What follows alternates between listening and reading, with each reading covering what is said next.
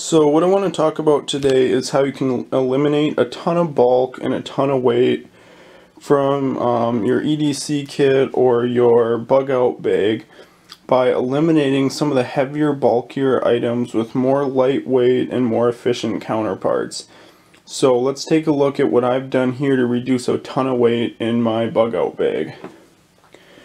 First of all, we have 5 Mountain House meals here.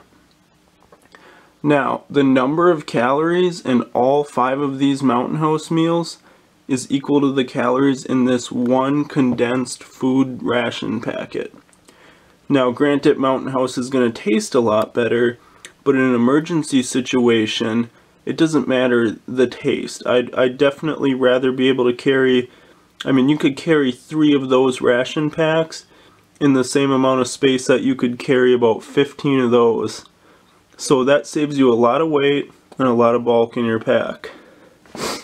Next thing here, we have my Katadyn Backpacker's water pump purification system and emergency purified drinking water, as well as a BPA-free Nalgene bottle. Now, this is a fairly, as you can see from my hand, that's a fairly large amount of stuff. These packets weigh about 6 ounces each, 6.5 I think. And the reason I have the water packets as well as the pump is when you're carrying a pump, it's a little more difficult to stop, pump and fill up water. So if you're on the move, it's a lot easier to grab one of these and take out your pump and pump a full bottle of water and then have to carry that around. Now, I've replaced all of that for 1 Life straw and 1 Sip and Go roll-up water bottle. So the amount of bulk and weight that I've saved in that is huge. Now, the Life straw has the same purification potential as the Katadyn Backpacker's water pump, and it has a filter life of approximately 260 gallons minimum. So, really drinking almost a gallon of water a day, you could survive for a year off of that straw. And it's something that's really lightweight and mobile. You don't have to pump with it or anything. Just get down on your hands and knees and sip some water out of a river, lake, whatever it is. And so it eliminates the need to carry the emergency drinking water with you. So that's a huge space saver. Next is the gloves here.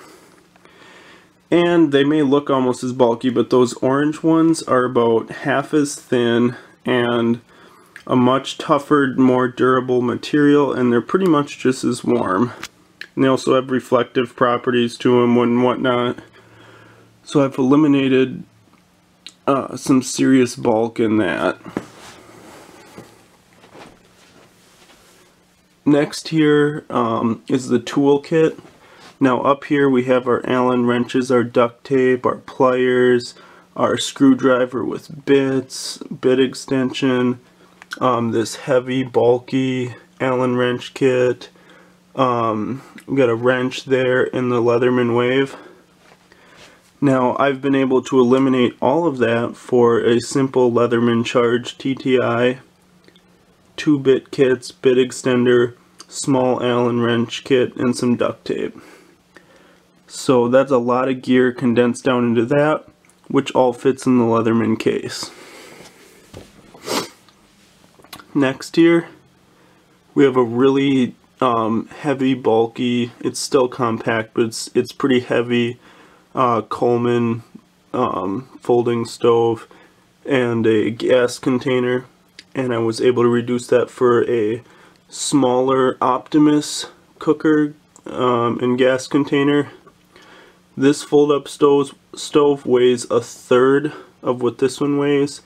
It's also about 2/3 of the size, and this gas container here is half the size, but actually has about the same potential for use. It lasts about just as long because of how the stove is built.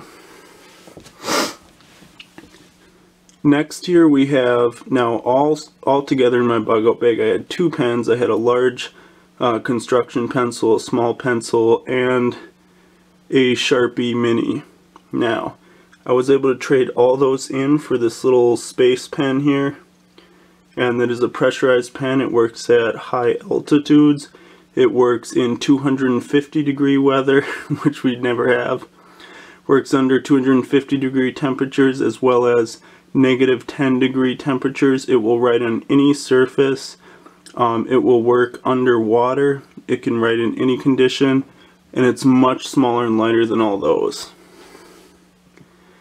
Next here we have this whole rolled up tarp here, which is kind of bulky and hard to use. And I was able to swap that for a real slim, small backpacker's tarp, which is just as good. Now here I have my fire starting material. This was some shredded cardboard, dryer lint, some cloth and stuff. I was able to reduce all that. Actually, all of that can be subbed in for one wet fire. And the cool thing is, the wet fire starts in the rain, where this stuff won't. And wet fire, you can also set this on top of a bowl of water and light it up. And it can be broken up into multiple little parts and each one lit, so that's a lot less bulk. It's probably about the same weight, just because the dryer lint doesn't really weigh anything, but it's a lot less bulk. Next here we have the batteries. Now instead of carrying all these double and AAA batteries, you can carry one battery charger with a AAA adapter, and I have multiple devices, a small solar panel as well as a hand crank that can charge that up, so that eliminates a lot of bulk and weight in all those batteries. And lastly here, instead of scissors, a folding knife, tweezers, bottle opener, and etc., and our utensils, I was able to eliminate that all for one Swiss Army knife with the tweezer and pick attachments on it, and just a small lightweight plastic spork. So that saves me a lot of room as well. So I'm just going to go ahead and show you the difference in all this gear here. So just to give you an idea of what I'm talking about, all of this gear here I was able to eliminate for this. Now that's the small set of gear is exactly all the same capabilities, functions, everything as the gear on the left side, but as you can tell, saves a lot of room and weight in your pack. So I just wanted to go over here a few things that I cut from my kit, and these are some hard cuts. First one is my Wilderness and Travel Medicine guide booklet, just because I did take a few classes in the last year on wilderness medicine and travel medicine type stuff. So I feel that for 90% of things I'm not going to need to go into a book and look it up, so I decided to eliminate that. Next thing was my walkie-talkies. Yes, they're useful, especially in group situations for having groups that are split up and whatnot, but keeping them charged is going to be difficult, and I don't know, I just felt like they were a bit over the top, and I'd likely be traveling in a very small group, so I don't see us splitting up much. The flares, again, just a bit of redundancy and overkill. One of the bulkier flashlights in the kit, and the gas mask, because especially where I live, if it got bad enough where I needed a gas mask, even having one I don't think is gonna gonna really do much to save me. So, yep. So we've gone over substitutions to the kit, we've gone over cuts to the kit, and now I want to go over additions to the kit. First of all, we have a dive light rated to 20 meters, which is further than I'll ever be going underwater with a flashlight, but it would help for some situations where you'd be in the water, and also a light that you can use in the middle of a storm. Secondly, we have night vision goggles, which they're something I debated on getting them for a while, and then I thought in a lot of situations it's possible that you're going to be doing a lot of your supply gathering, or reconnaissance and all that type of stuff at night, because it's just not safe enough to be out in the open in the daytime. So that would come in really handy. Next, we have a extremely powerful stylus flashlight, and then a pry bar for all the dirty jobs that you don't want to damage your knife blades doing. So those are my additions to the kit. So the last thing I wanted to show you is my actual bag. I've updated it again for the third time. But before I get into this real quick, I just wanted to mention one more thing, since this whole video is mostly about cutting and subbing in gear, getting your bag to be lighter, to be more efficient, to be more compact. And one of the biggest tools for that is your mind, really, because knowing how to construct a quality shelter in the wilderness eliminates the need for you to bring excess shelter supplies.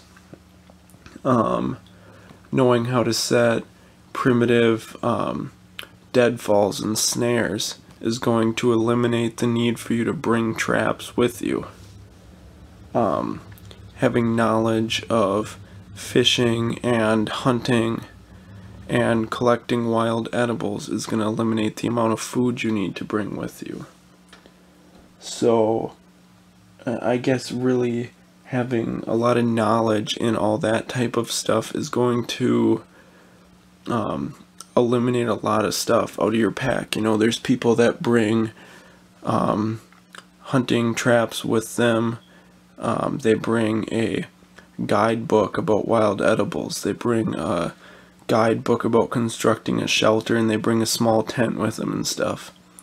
Well, if you're able to construct all those things on your own, that's going to save you a lot of time, a lot of space and weight in your kit. But anyways, I'll stop rambling here and get into my kit.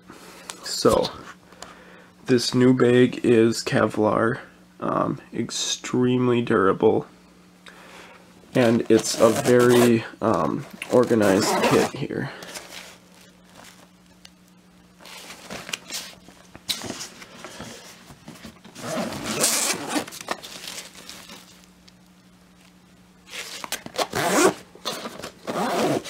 Two large compartments up top like that. Now, in the side here, this is something I really like because I'm very neat and organized with my bags, and I like to have everything kind of partitioned off. And this is because this is actually more of a field range bag.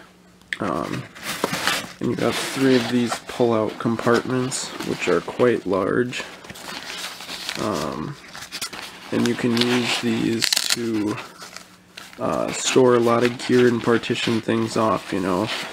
So for instance, I can have one that is my first aid bag, one that is my fishing and utility tools bag, you know, another one that is my shelter supply bag or whatever, you know, however I want to partition it off, I have the ability to do so, and it makes it real easy, you know. Pop that open, slide the kit I need out, and good to go. The last thing that I really liked on this bag, and my last bag did not have this, is a zip-up rain cover in here, which eliminates the need to carry everything in a dry pack, you know, because I can just throw that out if there's a storm or something. And yeah, if the pack gets submerged, my gear is crap, but if the pack gets submerged, that means I'm submerged, and my chances of survival at that point are pretty low as it is, and the real necessary items are already going to be waterproofed. You know, I upgraded to a waterproof med kit because I felt that was extremely important. I have a diving flashlight. A lot of stuff is sealed off, so I'd be fine in those situations, but I still carry dry bags with me in case of an impromptu river crossing or something like that. And then the last pouch right there, a little zip pocket in front. Lots of molly straps, you know. So mollies everywhere. So yeah, that is my new kit. It's a lot smaller. I mean, you can kind of see by my hand size compared to the kit. This is a fairly small kit. This isn't much larger than my camera bag, really. And it's about probably a half to 2/3 the size of my last kit, because I've probably cut about 1/3 of the gear, or 1/3 of the size and weight out of my last kit in unnecessary or redundant gear. So I'm going to pack it all up, and I'm going to give you a very quick overview of the kit, and that'll be the end of this video. So this is my bag when it's all packed up here. In this first pouch I have all my water, food, cooking, pots, pans, and hygiene supplies. And here I have all my shelter and gear repair accessories. This is just a big accessory pouch on the front. This is all my tools down here. First aid stuff on the side. And the rest of my gear is in those 3 middle slots. And then I have 2 little molly attachments that go on the outside of the bag here. And those are basically somewhat necessary gear. I don't 100% need them, so if I wanted to leave them behind I could, but I like to have them attached to the bag. And then my tactical tomahawk. So my first bag, if you watched my first video, weighed 60 pounds. Extremely heavy, even though I was able to move around in it. My second bag, my updated bug out bag, weighed 48 pounds. This final bug out bag here with the mollies and the tomahawk included, and all the other accessories, everything you see here weighed 30 pounds. So that's extremely lightweight. And it just shows how you can really condense and cut gears. So I literally halved the weight of my first pack while having better tools, better supplies, and just upgrades to pretty much everything. So that's it.